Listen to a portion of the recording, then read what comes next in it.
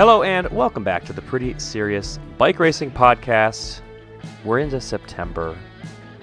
It is time for overlapping races. I love this time of year because I get to watch bike racing morning, noon, and night.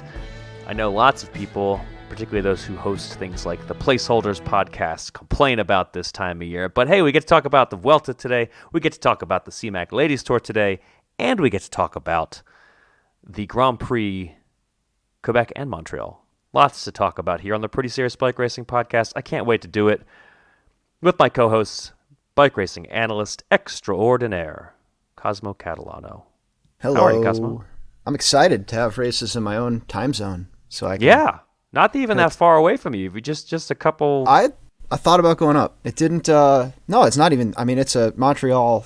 People would spontaneously go to Montreal when I was in college, which granted is 2 hours closer to Montreal than I am right now. But no, Wait, where did you go to college? I went to Dartmouth College in Hanover, New Hampshire. It is a small college, sir, but there are those who love her.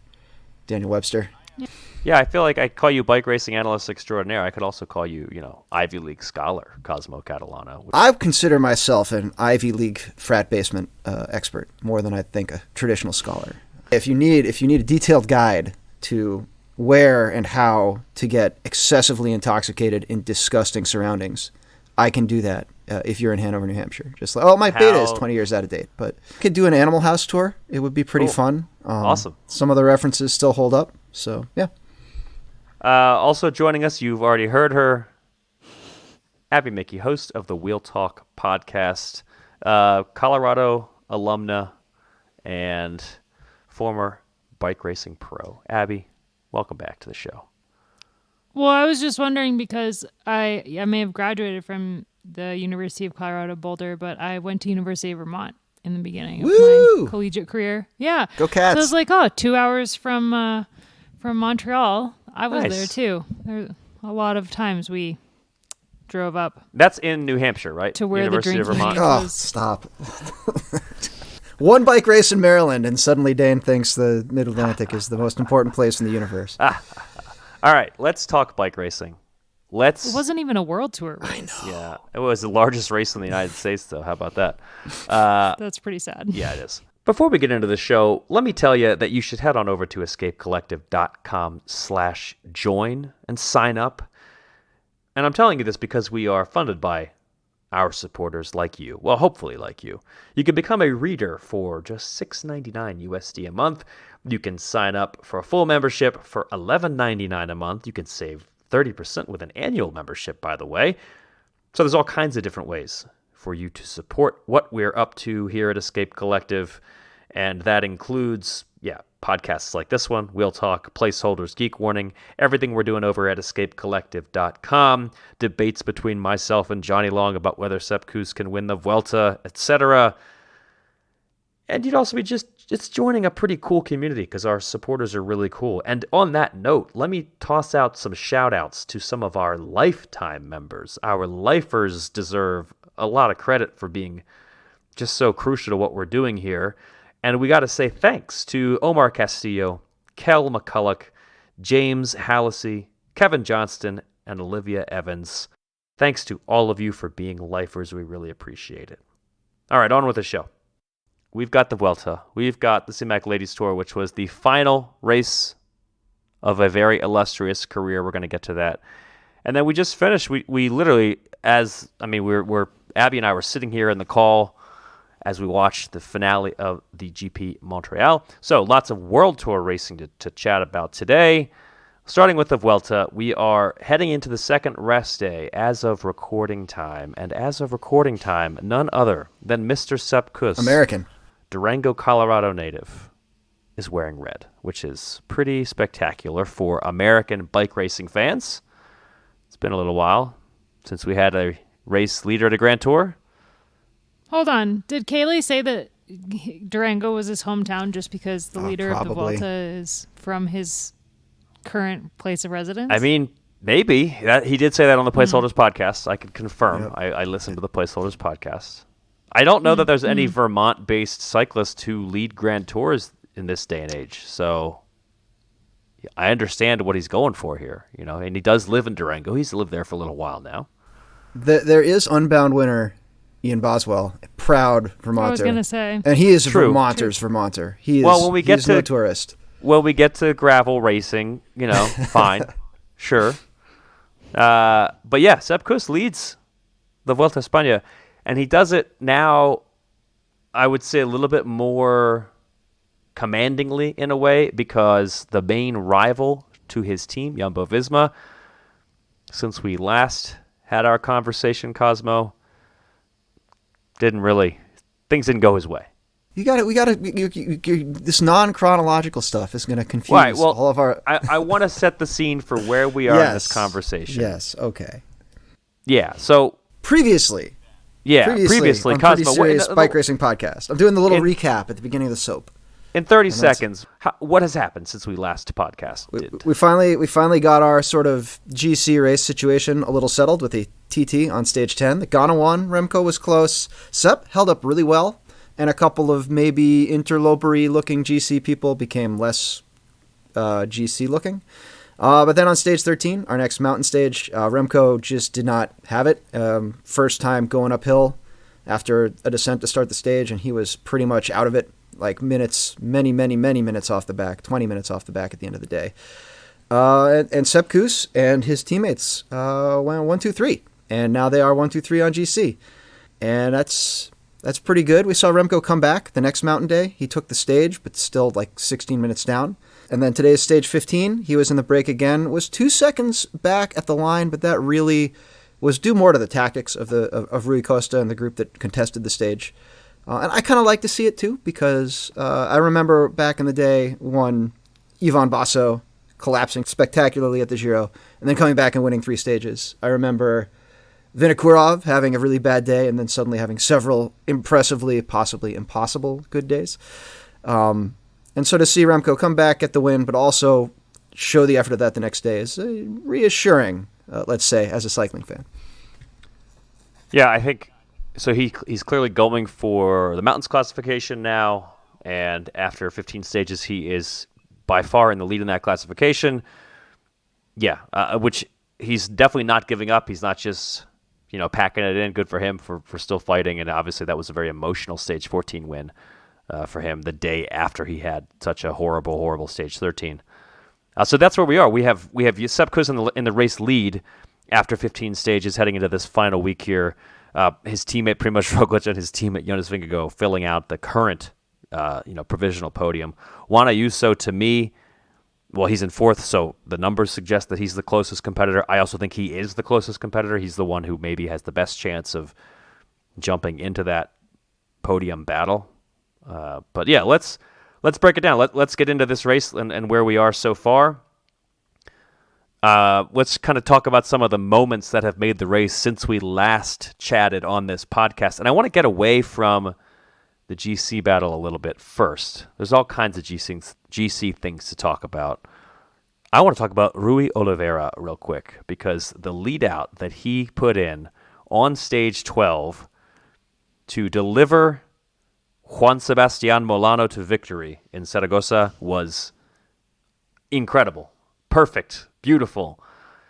He had Juan Sebastián Molano had to, do his sprint for the perfect amount of time. I think if you get dropped off with about 175 meters to go, that is, to me, that's the primo distance right there. That's because if it's more than 300 meters, there's a risk that you're going too far. If it's less than that, you could get passed by somebody else, and then what's the point? I agree in principle, but I think perfect sprint distance varies rider and course and all that. True. But I see what you're saying, that there is a platonic perfect sprint unit that exists in every stage, and they nailed it. Okay, maybe if you're Alexander Kristoff, you want to be led out to about 3,000 meters to go, but most people want to be led out to right around there. And it was really just an excellent job from Rui Oliveira, who's not a noted lead out guy. I mean, we have to say, this is not someone who we tend to discuss as being lead out man extraordinaire. He's kind of a domestique extraordinaire. He doesn't win a lot of bike races, and by not a lot of bike races, what I mean is when you go to his pro cycling stats page and you click on the wins section, you'll notice there are none. So this is clearly a rider who races in support of others, but he did it quite perfectly there on on stage 12, and finished fourth himself. That's how far up he was at the end. So Juan Sebastian Milano had to do very little, but he did exactly what he needed to do to pip Caden Groves, who is clearly the best sprinter thus far at this race.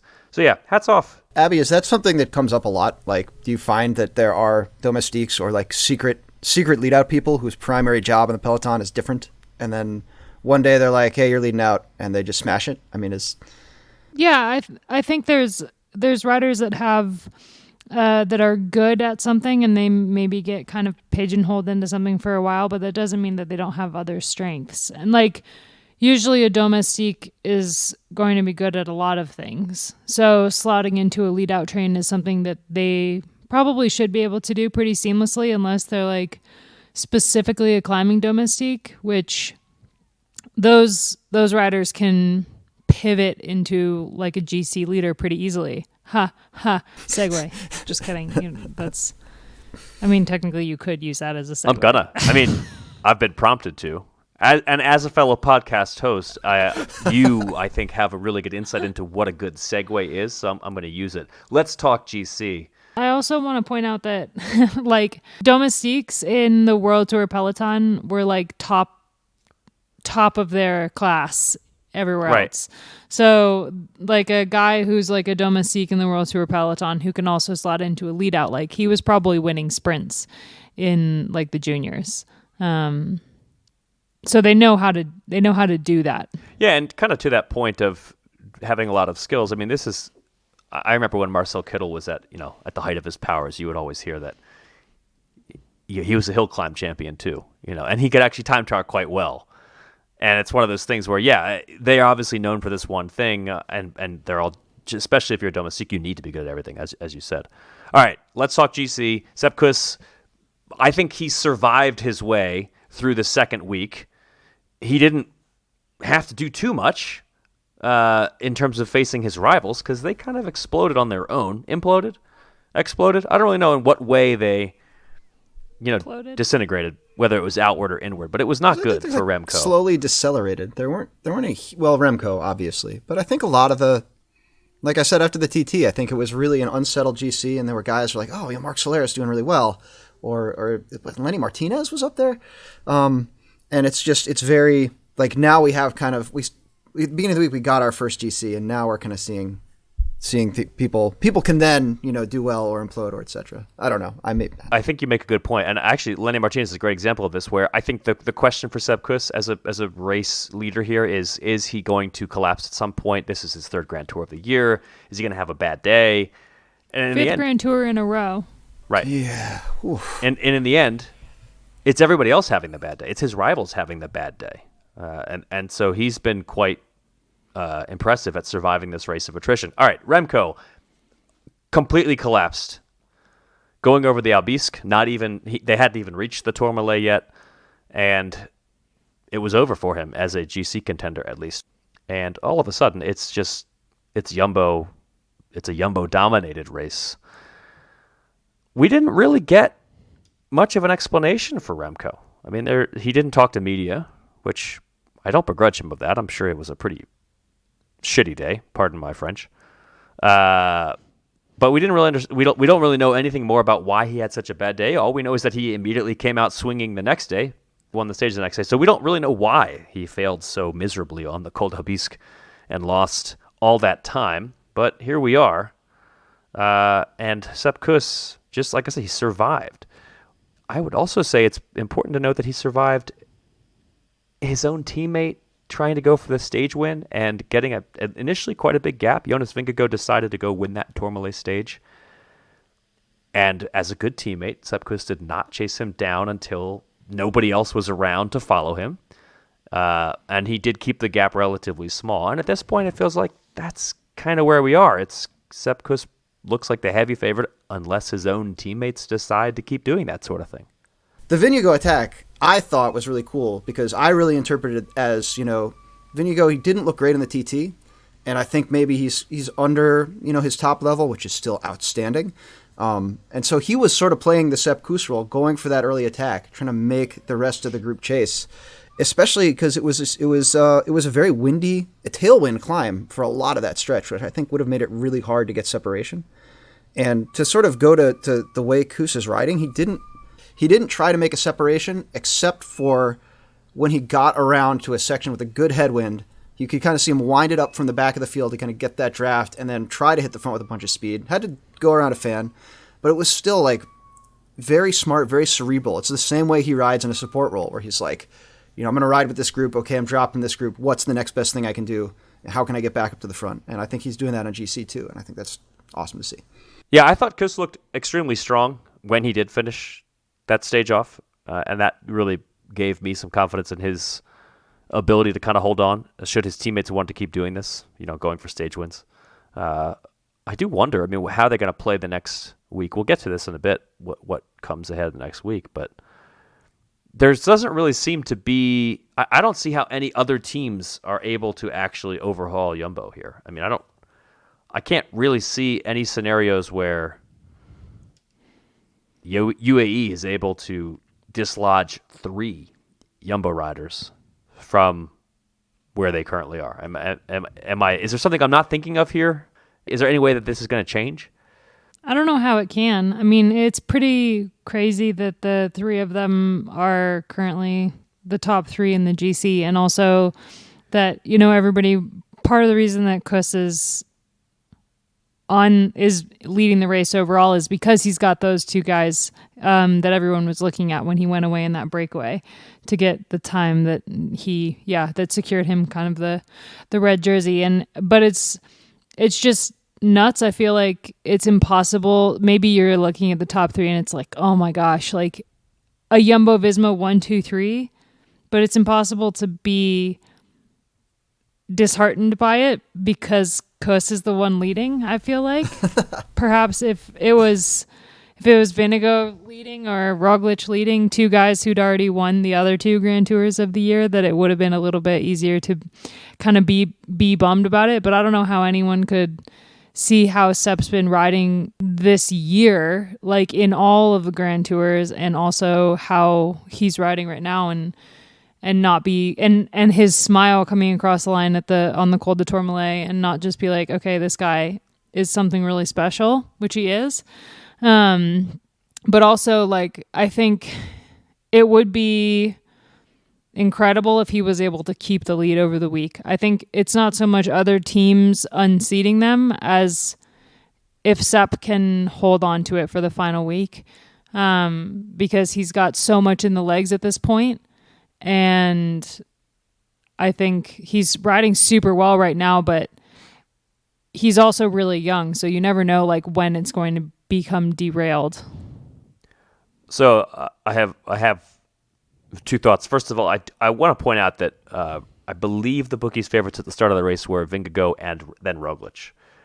So I think it would be kind of boring if that were your 1-2, if Kuss weren't at the top of the leaderboard. I don't think it would be especially surprising. I think it would be the opposite of surprising. It's exactly what was expected by the people who make their money off of this sort of thing. So it is nice though that Kuss is up there, because that's kind of changes everything. That it takes it from like just what we expected but boring to, hey, look at this exciting thing where this guy finally gets his chance. But yeah, in terms of whether he can hold on, to me the real question though is, why wouldn't he if Jumbo is the team setting the pace? Because if Jumbo's the team setting the pace and he can't hold on, then it's kind of Jumbo's fault. It kind of, to me, comes down to how much do they really want Sepp Kuss to win. Because if they put riders on the front, if Wilco Kelderman is doing big pulls at the front to set a pace, and that's what drops Sepp Kuss, then it's kind of the team's own fault. And I would be kind of mad if I were Sepp Kuss and that happened. The only thing that comes to mind for me is less, is Jumbo going to drop Sepp Kuss, and more how, if he has a not great day, how long are they going to ride for him before they're like, okay, maybe these 2 guys who are, between 1.5 minutes and 2 minutes behind you, when do we throw the switch from ride for Kuss to ride for Roglic or ride for Vingegaard, depending on race situation? And not that I am hoping that happens, but it could get extremely interesting if Ayuso or Mas or somebody gets in a bigger breakaway, because they have, obviously they're going to be watched closely, but they're getting, the top 10 is still 8 minutes from the lead of the race, so the potential for big rider with some time and Sepp Kuss bad day, what does Jumbo do? How do they chase really hard to keep the gap down, even if it's going to drop Kuss? Do they let Roglic not gain time when he possibly can? It's just very. I see some potential for this 1, 2, 3 at the top of the GC thing to create opportunities for enterprising opponents. While we're still talking about GC, Cosmo, last week we introed a little segment, little smart move versus questionable judgment, an opportunity for us to give out kudos or also give out, I don't know, what's the opposite of kudos? Like tisks, demerits. Tisks, yeah.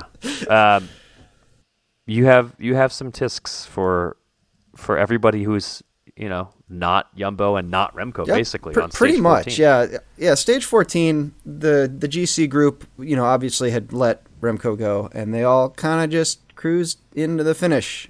On the one hand, I get it, like it's tough if you're in a small group, 3 people from the same team leading the GC, all super strong, but at the same time, like there's not all that much Vuelta left, and if you were planning to do something, that would have been a good time to try and do it, I think. But it just, everyone really, I don't want to say soft pedaled. There were definitely some people fighting at the back, trying to stay in touch, but I felt like there were opportunities to at least test. I joked around on Twitter about how there was a cop who was just strutting down the side of the road with zero, like uphill, with zero awareness of the race coming around him. And I thought that could have been a good opportunity to kind of, ride right up behind the cop and then cut across the road and make an attack, because that cop was not moving and it would have been hard to follow. But I just, you got to take chances, especially when you're this overwhelmed by one team. If you sit on, you're supporting the status quo, and I'm not trying to say no one should fight for 7th or 8th in the overall at the Vuelta, but I don't think if you can take a shot at this point in the game that you shouldn't take it. Like, I would have liked to see a little more action there, so I didn't think that was a great way for the GC contenders to comport themselves. No, I could agree with that for sure. Abby, I have a question for you. Have you ever been in a race where an attack or any kind of move was discouraged by a director because it was going to jeopardize a top 10 finish? No. Well, that's good to hear. I think a lot of people will be happy to hear that, because it does seem like teams ride that way in Grand Tours. It does seem like that, but also I've never been in a Grand Tour, so I think that is a completely different. Yeah. I think perhaps it's not a fair. I'm not a fair person to answer that question, but I think it is only in a Grand Tour where you would be riding this way. Yeah. And it is frowned upon by us here. The 3 of us are frowning. The viewers of we're actually kind of smiling, Grand Tours. Yeah. I will say I have known some Category 3 men's racers who are very intent on defending their 7th place at the. There you go. Okay, so Cat 3 and belows, and Grand Tours. Same thing. Same. Yeah. All right. I want to talk about a stage hunter real quick. I want to give him some kudos. Smart move, and maybe also on the other side of that, call out someone's questionable judgment. And I want to preface this by saying, based on social media, I think I'm one of the few people who kind of rooted for this to happen. I got the sense that people were rooting against this happening today, on Sunday. Stage 15, Rui Costa took the stage win out of the breakaway. First Grand Tour stage win, am I right, at 10 years, I believe?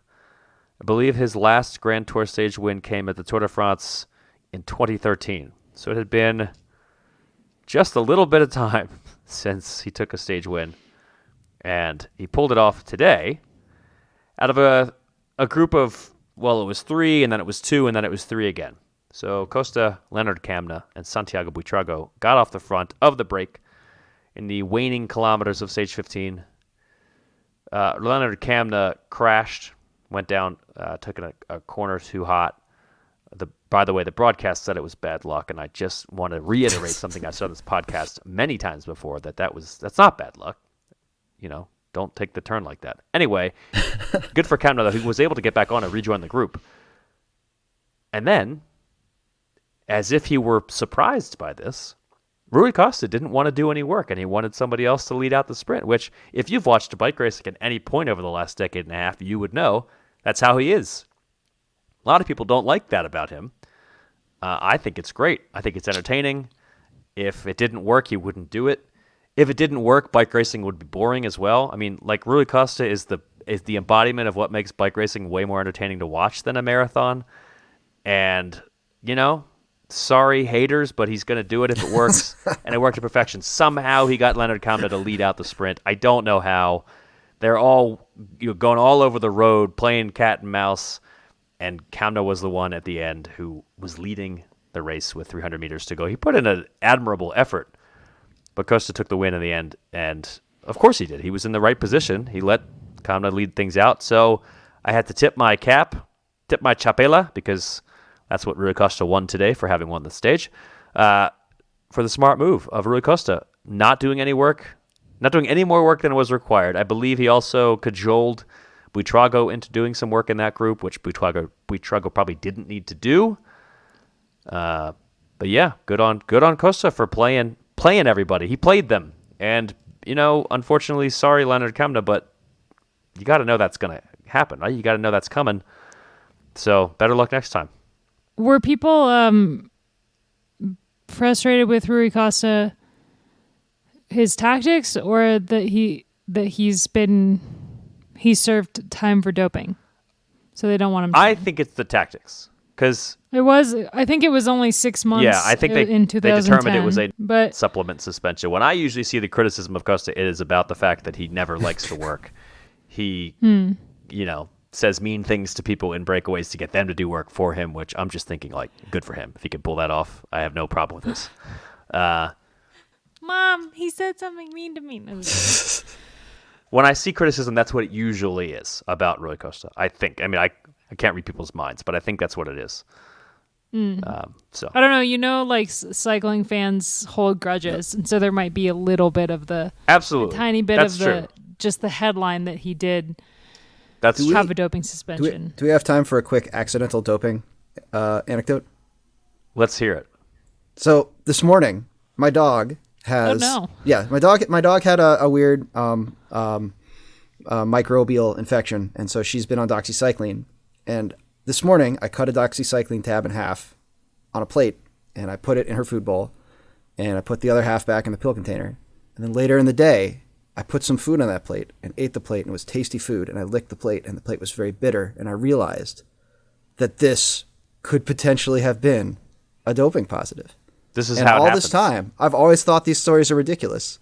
And this has literally happened, yeah. I just did it. Unfortunately, it's doxycycline, and I don't even think I have a USAC license right now. So I'm not in the testing pool, and it wouldn't be a big deal. But still, I was like, wow, that could actually happen. Yeah. Well, there you go. And it did. Well, I hope your dog gets better, Cosmo. Yeah, she's doing fine. Yeah. As soon as she got on the meds, she perked right back up. But well, that's good. I was worried for a couple of days. All right. Hope Cosmo's dog gets better. Tip of the cap to Rui Costa. A opposite of the tip of the cap to Leonard Kamna, but hey, he did already win a stage. Good for him. Unheralded riders. Cosmo, who you like so far in this Vuelta that maybe deserves a little more credit? Shan Otterbrooks, he's 20, I think. He is 9th on GC currently. I have to check. But he's been riding really well, taking chances when it's not going to cost him a lot of time, riding smart when the potential for losing time is huge. I think he's also been fighting through saddle sores or something during the race. So yeah, just a strong performance. I think he's gotten a little camera time, but maybe not as much shout out around behind the Jumbo 1-2-3 as maybe he could have.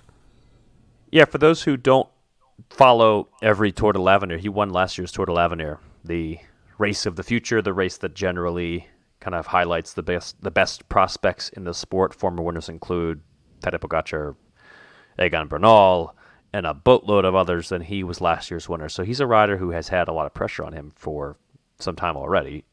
If you're a Belgian 20-year-old winner of the Tour de l'Avenir, you better believe you're getting a lot of pressure back home. So good for Brooks in his first ever Grand Tour. He's currently holding on to that top 10. All right, let's close out the Vuelta convo with, what's ahead? How are things going to play out in this last week? There is some climbing ahead, unsurprisingly. Possibly the hardest climb in cycling awaits in this final week of the Vuelta. Stage 17.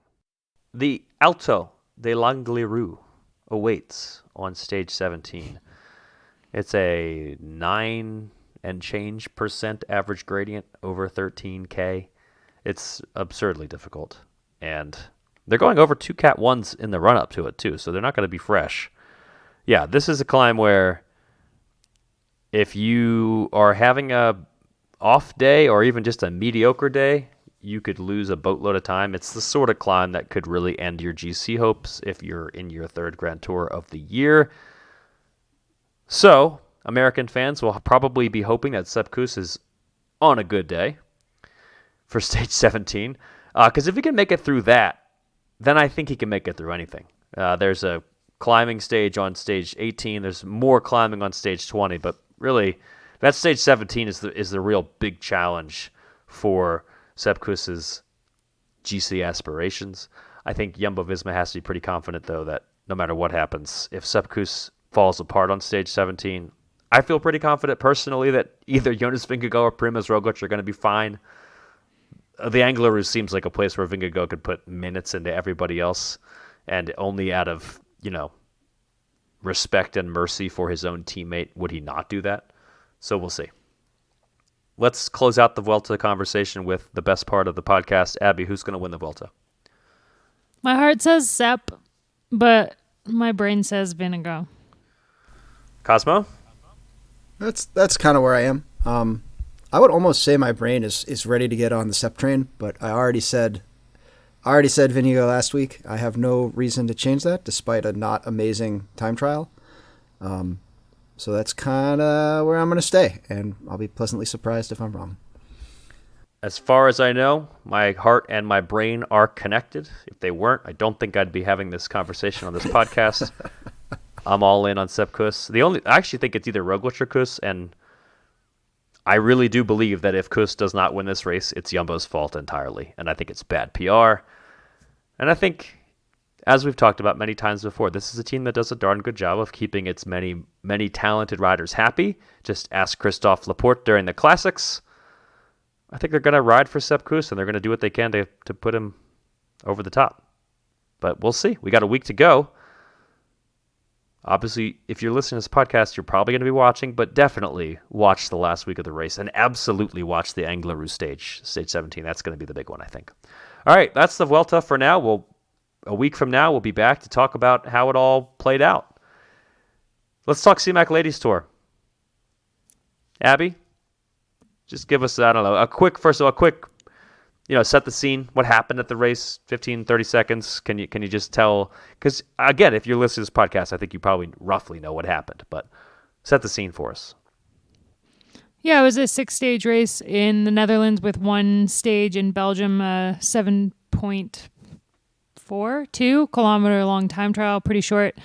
SD Worx took home 3 stages, with Lotte Kopecky winning the time trial on home soil, which was pretty cool, actually, for her to race the time trial in Leuven, where the Worlds were in 2021, in the national champ jersey, the Belgian national champ jersey, as the world champion, was pretty amazing. And then she also won the Queen stage in Valkenburg, which finished atop the Kouberg, where the AMStel Gold Race finishes. So it was a pretty good stage. Lorena Wiebes won the final stage, so that's SC Worx with the 1, 2, 3. And then Charlotte Kool won 2 stages, the opening prologue, 2.4 kilometer long prologue, and a sprint stage on stage 3.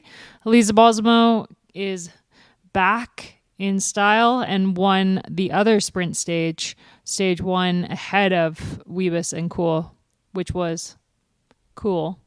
And that was that. So yeah, Kopecky took the overall. Wiebes was second by just 5 seconds, I believe, in the end.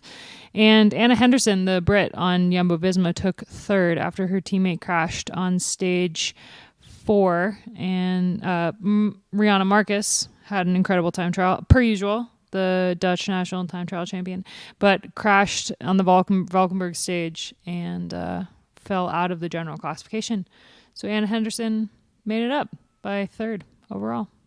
All right, so lots of things to talk about here, but first of all, I want to point out, I like time trials, but even I have limits. And if you start a race with a prologue, I don't think you should have a time trial on stage 2. Just hold off until like stage 4 at least. Yeah.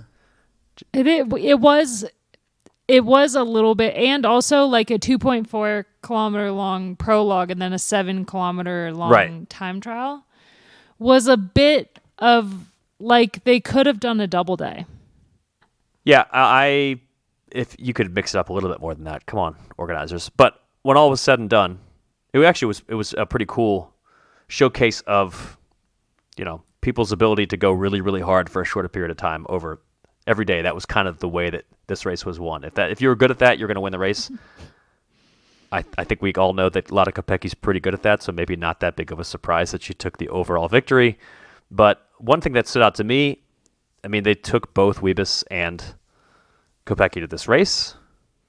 That's their fast finishing duo, and they managed to kind of boss the whole race with both of them getting in their results. Yeah, which is not easy to do. I might push back on that a little bit because Wiebes did not. She lost to Cole and she lost to Balsamo. And what I thought were like the whole first week, I thought there were some spicy sprints in this. We didn't quite have a good overhead shot of a lot of them, so maybe the views we had were a little misleading. But it definitely seemed like there was one moment on the stage that Balsamo won where Kopecky was leading out, looked over her shoulder, saw Cole coming up, and immediately turned in front of her right as the sprint was about to launch. And then there was another moment where I think it was Jayco was leading out. It might have been Liv. I think it was Jayco because they had the white kits, not the purple ones. Yeah, it was Jayco. Yeah, and like one of the leadouts kind of did the same move back to Wiebes, like sort of just cutting over right as she was about to launch, and that was the sprint that Cole won. And maybe it's just Estée Works season that they've been having so far, but you kind of think every time a sprint stage isn't won by Lorena Wiebes, like Estée Works must have screwed up. And so, I think she rode great. I think she looked amazing up the Cowberg, but at the same time, maybe they wanted more out of this race, which is wild to say. Yeah, I agree with you, and it's interesting watching, especially the first stage that Balsamo won. It was SC Works was super critical of themselves actually after the race and how they messed up that lead out, but it was also a combination of that and that Ilaria Sanguinetti, the lead out rider for Balsamo, just crushed it. Like she did such an amazing job, and it was like they were one person, the two of them, the way that they rode into that sprint together. Did they hit the platonic sprint unit? Oh yeah, is this yes. Wow. Yeah. Also awesome to see Balsamo winning after her like horrendous crash in Ride London. But yeah, the cool stage was a lot of other teams getting in Wiebes' way, which could have been her positioning going into it for sure. I don't think it was Jayco's fault that Wiebes was there. But it was definitely, there was an interesting moment with Georgia Baker leading out Letizia Paternoster and kind of getting in the way of Wiebes there, and she really had to stop pedaling for a second, which would impede your sprint. But also worth noting that they also brought Demi Vollering to this race, but she left early due to illness. So they had all three of their just completely insanely strong riders on the start line. I wonder, this is sort of a broader question for you, Abby, that maybe is more of a placeholders or wheel talk style question, but I do wonder, is it the location being in the Low Countries? Is it just that this is a World Tour race? What is it that drew all those stars to this specific race in September? Why here at the SIMAC Ladies Tour? You can understand why they would go to the Tour de France Femme, but why would there be so many heavy hitters at this race? This is a really iconic race on the calendar, the Holland Ladies Tour. It's been around for a while, and a lot of prestigious riders have won it in the past. Part of it is that it's a world tour race, so there are opportunities for people to win. Like Kasia Niewiadoma was probably there mostly because of the Valkenburg stage, where she's won the Amstel Gold Race, in the past. But like, for example, Annemiek van Vleuten was there because it was her first ever pro race that she raced back in 2007. So for her retiring at this race, yeah, it may not sound as beautiful as retiring at the World Championships, but for her retiring here was like a full circle moment, where the first pro race she did, she crashed out of the first stage and DNF'd. So to come back, even though she didn't win it this year, she's won it twice in the past, but even though she didn't win it this year, it's still like there's something about this race. And I think a lot of it is that it's the Dutch. Like obviously 3 stage wins by the Dutch, and they love this race. It's also like usually it's a really, really exciting race. Like we had some pretty insane finishes in the race last year. It was really, really exciting, with the final stage being taken by Misha Breedewolde on like with a late race move that was pretty cool, and Rihanna Marcus won one stage solo. So I think like you would say, okay, a 5/6 stage race in the Netherlands in the flat, okay, that doesn't sound super exciting, but usually it is quite exciting. And there's usually like crosswind stages and stuff, but this year we had a heat wave, so there wasn't any winds to make things a little bit more interesting, but that does happen sometimes. Also, usually this race is right before the Worlds, so like in a normal year it's a prep race for the Worlds, but like this year it's obviously like racing should be done. We should have ended in Glasgow, but that is not the case. But here we are. Here we are. Talking about Van Vleten's wrapping up her career, it like reminded me a lot of Johan Museeuw, who rather than finish his career at Roubaix like Andrea Tafi did finished at Scheldeprijs, because I think like that was his first race, or it was like the last classic in Belgium or something. He wanted to retire in Belgium. Yeah. It certainly seemed like an emotional farewell for Annemiek van Vleuten, and also a final farewell, like not so much of a, hey, just kidding, I'm going to come back next year. Like it really does seem like she's done. And just hats off for what a career, and what a last 5, 6, 7 years of her career in particular, where she's just been, year after year, it was her versus Anna van der Breggen, her versus SD Worx, or whatever the team was called at the time. I mean, that's what has been the dominant story for so many of the last years of racing in the women's peloton. So it'll be pretty interesting, kind of wild, just different to see the women's peloton, to see racing without her. She's just been such a dominant force, and hopefully somebody will arrive to challenge the SD Worx dominance that like she was able to do for so many of those years. We'll and see, attack their P brakes. Yes, that as well. Yeah, I think like I definitely shed a tear today watching her cross the line. It's going to be weird with her not in the peloton, heck, in like 5 days at the Tour de Romandie. But she's really changed the sport. Like she has definitely raised the bar in women's cycling. She forced a lot of riders to rethink how they were doing things. She forced altitude training onto the peloton. She's completely changed the game, and I think like her retiring is such a massive end of an era, start of something new. Like obviously she's had Demi Vollering the last 2 years as kind of her rival, but she really embodies this this age of cyclists that is kind of on the way out, and we're bringing in this new era of young women who, from the beginning, from when they're starting, they already know what it means to be a professional. There are already women being paid livable wages instead of having to kind of ride for free and stuff. That still exists. And there's still riders riding for free in the World Tour, but like things are changing rapidly, and she's part of this old generation that had to do things a lot differently than the riders coming up now. So it's yeah, it was cool to see her leave this way. She didn't win a stage. She said before the race that she wasn't planning to go for the GC. And I think in the end, she just didn't have the legs. But seeing her roll across the line today to her mom and a massive crowd of supporters, and then they made a huge to-do about her on the podium. And there were kids that got up and said that she was their inspiration and stuff. And I mean, she really is for so many people.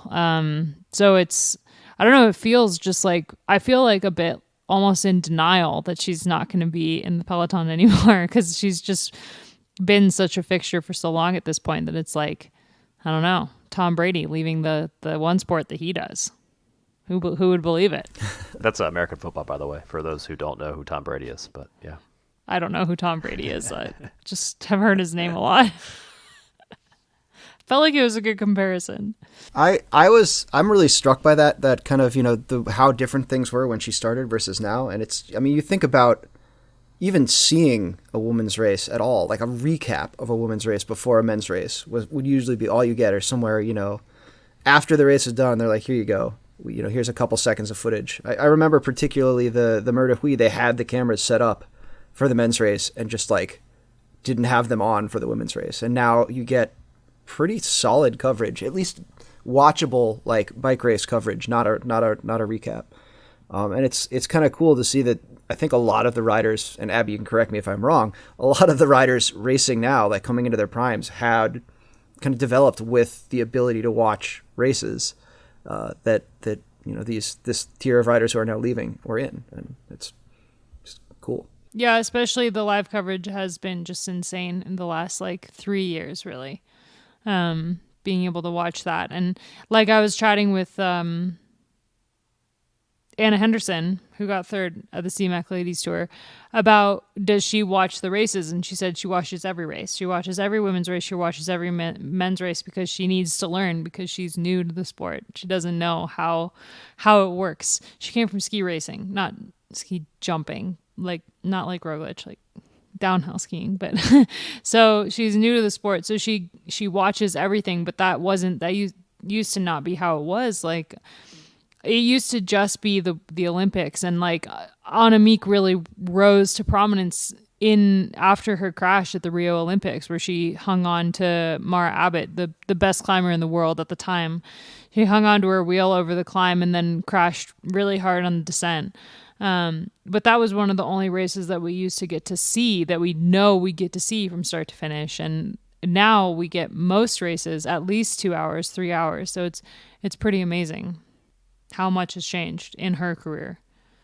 Cosmo, before we move on from the SIMAC Ladies Tour, I wanted to give you a chance to herald someone. We'll keep it on the Dutch, though. Yeah, we didn't see Van Vleuten do a lot of racing, but we saw Floortje Mackaij do a lot of really, really powerful, like not just for the sake of attacking, but like legit threatening late attacks. None of them worked out, but there was one particular finish where it was unclear whether or not she had been caught, because she got caught so close to the line. It's kind of twisting, sinuous finish, and I like that type of racing, and I want to see more of it. Yeah, that was the final stage. That was weird to watch. I was like, it was really unclear if she got caught or not, and poor Jose was trying to call it, and she also didn't know if she'd been caught or not, and I was just like, this is chaos, because they had like a finish line like camera still photo, and it was like, okay, wait, but there's no one in it, and then it was all just very confusing. All right, so that's the Vuelta. That's the SIMAC Ladies Tour. We're not going to do too much of a breakdown of the Tour of Britain on this show because, to be perfectly honest, there's a lot of World Tour racing going on both the men's and the women's side. And I don't know how much we would have to say about the Tour of Britain, where Jumbo-Visma was the dominant team, with Olaf Koy winning stage after stage, and then Olaf Koy helping propel Wout van Aert to victory in the overall, courtesy of his win on stage 5. So that's kind of what we would say. I think if we had a longer conversation, it would generally boil down to that. But yeah, congrats to the Jumbo team. Congrats to Koy for being a heck of a good sprinter, and Wout van Aert for taking advantage of an opportunity to grab just a few seconds, which proved enough to win the race. Carlos Rodriguez won the final stage. yeah, there's your Tour of Britain. That's kind of our overview, and there you go.